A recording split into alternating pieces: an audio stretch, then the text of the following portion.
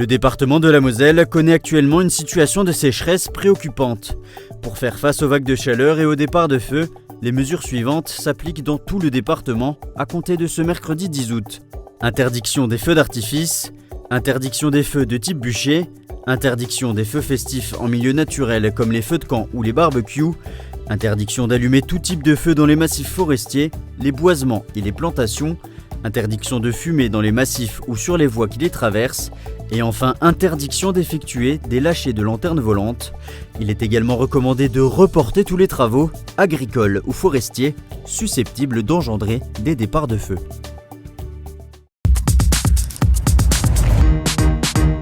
En raison de la sécheresse, le préfet a placé la Moselle en alerte renforcée et la Moselle-Est en état d'alerte. Ces épisodes de sécheresse sont dus à l'absence de précipitations. Depuis septembre 2021, c'est en avril seulement que le taux de précipitation était plus élevé que la normale. Des limitations des usages de l'eau ont donc été mises en place, notamment dans le sillon mosellan. Il est désormais interdit de remplir les piscines, laver son véhicule à domicile, laver les extérieurs des habitations et des terrasses, ou encore arroser les jardins entre 8h et 20h. Les villes ne peuvent plus non plus laver les voiries, les irrigations agricoles sont restreintes et les golfs peuvent arroser uniquement leurs greens et leurs départs. En plus de ces restrictions générales, certaines villes comme Thionville prennent d'autres mesures, en supprimant notamment des bacs d'agrément et des balconnières, ou encore en arrosant uniquement les végétaux qui en ont besoin.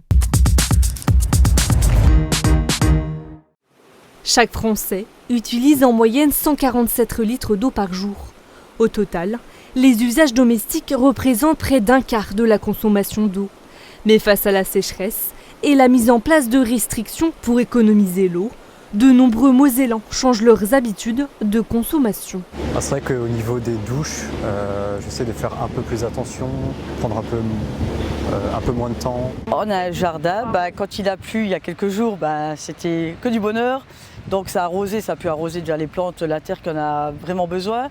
Et après, ce que j'ai fait, c'est que j'ai mis des bassines, j'ai mis des seaux et ça m'a récupéré pas mal de litres d'eau que j'ai pu me resservir. Ça fait des petites économies par-ci par-là, quoi. Justement, on envisageait de mettre à la limite une bassine pour les eaux usées quand on fait la petite vaisselle et de s'en servir pour les toilettes.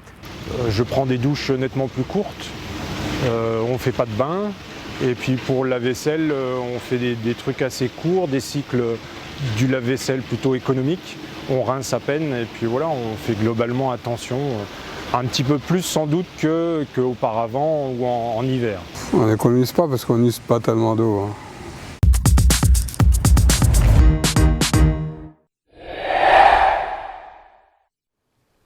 Au bord de l'étang du Stock, la sécheresse se fait pour le moins ressentir.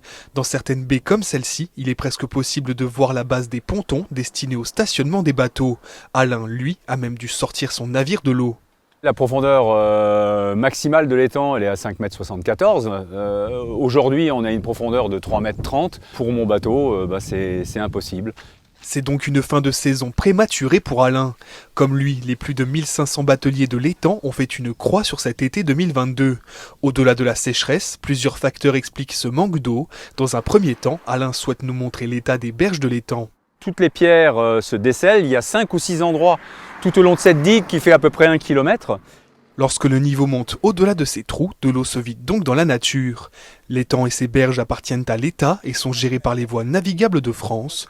Pour cause, les étangs du Stock de Gondrexange et de Mittersheim alimentent les canaux de la Marne au Rhin et des houillères de la Sarre.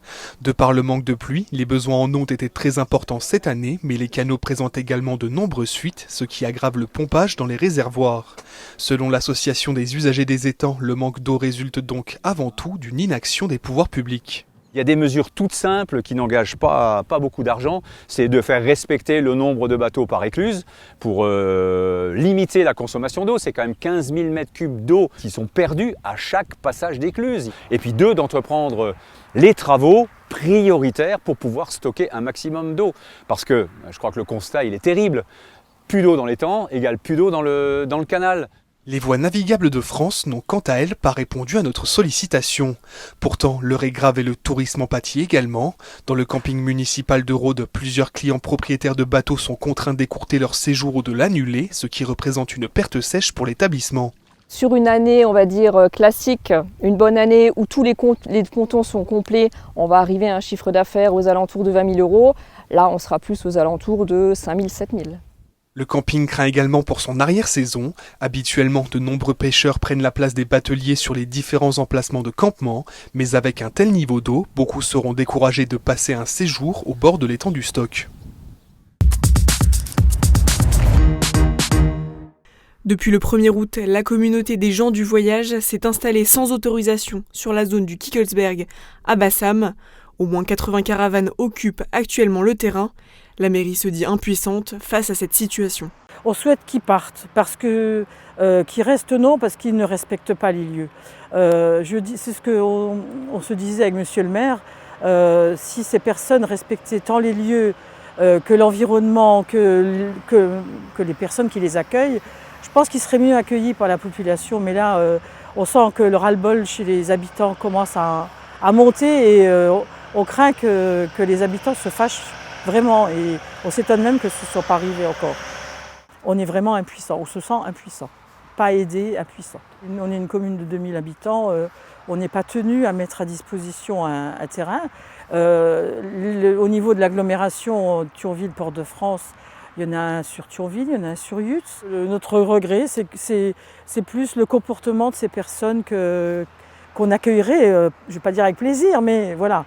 Mais c'est tout ce qu'ils nous laissent quand ils s'en vont, c'est inimaginable, quoi. Je veux dire, les habitants, le commun des mortels feraient le 10e de ce qu'ils font. Ils seraient punis, ils se retrouveraient devant le tribunal. Mais là, on a un sentiment qu'ils sont impunis, tout puissants, et en plus, ils nous le font sentir. Même constat sur le terrain de foot à Cérémange. Le maire a engagé les démarches nécessaires en préfecture en vue d'une expulsion.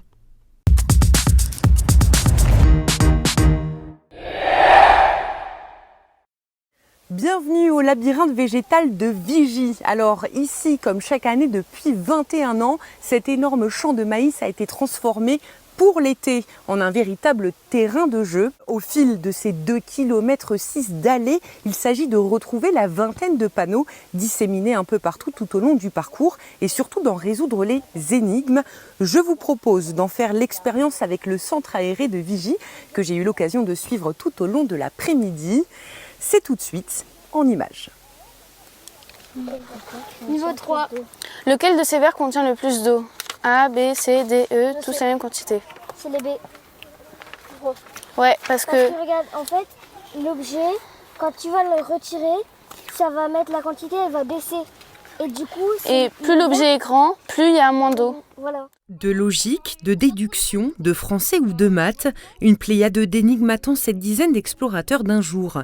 Pas question de faire refroidir les méninges pendant les vacances, et cela dans un cadre original et une ambiance conviviale. Le maïs, il est en train de pousser, du coup c'est aussi un peu marrant à voir. Et avec mes copines, on s'entend bien, c'est cool, on résout les énigmes ensemble. Mais encore faut-il les trouver, la chasse aux panneaux est déclarée et le parcours n'est pas de tout repos. Prendre une direction, se tromper, faire des détours. Cela fait partie de l'apprentissage du sens de l'orientation et de la stratégie. Je sais qu'on est vers là, donc j'ai eu l'idée qu'on retourne vers le début, comme ça on peut aller à la plateforme. Et de la plateforme, on pourra recommencer et marquer les numéros des énigmes. Comme ça sera plus facile parce que là, on ne sait pas trop où on est. Direction donc le point culminant du labyrinthe, une plateforme de 2 mètres de haut qui offre une vue panoramique sur le labyrinthe. J'aime bien tout le maïs qu'on voit comme ça bouger pendant que le vent passe. Après 2 heures de grande vadrouille, il est temps de se diriger vers la sortie pour connaître les résultats et le groupe des grands peut se féliciter de son score. Ça leur fait un beau 12 sur 13, c'est vraiment très bien. Je mets un petit bonhomme content, tenez. Au-delà de cette récompense bien méritée, c'est pour son côté ludique que cette activité fait sens avec le projet pédagogique des centres de loisirs. Pour faire justement découvrir aux enfants que les champs et la biodiversité qui se peut se trouver dans les champs de maïs, montrer aux enfants que les champs ne peuvent pas être seulement des champs agricoles qui servent juste à nous nourrir, mais on peut en faire plein d'autres choses. Une thématique universelle qui séduit de 6 à 10 000 personnes par an, tout âge confondu. Les adultes peuvent jouer, les enfants, les ados, on leur a prévu également un questionnaire particulier, y compris les tout petits auxquels on propose un petit coloriage. Cette année, c'est Simba, un petit chien qui est mis à l'honneur par le tracé, renouvelé chaque été. Alors si vous aussi vous avez envie de jouer aux aventuriers, sachez que le labyrinthe vous accueille tout l'été et ce jusqu'au 31 août inclus. Et si vous voulez tenter l'expérience en nocturne, 2 soirées spéciales seront organisées les 13 et 14 août prochains. Alors, tentez! Metz Handball et Thierry Weisman peuvent souffler. Le match opposant Metz à Győr prévu le week-end du 24-25 septembre aux arènes va être inversé. En effet, la demande a été acceptée par le club hongrois et l'EHF. Pour rappel, le Moselle Open est organisé sur ces dates et empêcher la bonne tenue du match. La rencontre à domicile est programmée le week-end du 21-22 janvier 2023. L'effectif 2022-2023 du TFOC est complet avec le recrutement de la centrale canadienne Alicia Ogoms. La volleyeuse d'1,94 m en provenance de Bergame a évolué en universitaire en Californie du Sud avant d'enrichir son parcours d'expérience en Pologne et en Italie. Selon Romain Pitou, l'entraîneur du TFOC, l'internationale canadienne est une très bonne pioche pour jouer notamment la Coupe d'Europe. Le parking de l'Intermarché de Vallières est bien vide et pour cause, le supermarché a définitivement fermé ses portes ce week-end. Le mois dernier pourtant, le service de communication avait annoncé aux Républicains lorrains que, malgré le manque de réapprovisionnement des rayons, la fermeture du magasin n'était pas à l'ordre du jour. Situé rue du Général Mettmann, entre Vallières, Bellecroix et Borny, l'enseigne était installée depuis 18 ans. Cet Intermarché employait une vingtaine de personnes, mais ne semble pas avoir réussi à faire face à la concurrence, notamment celle de magasins discount.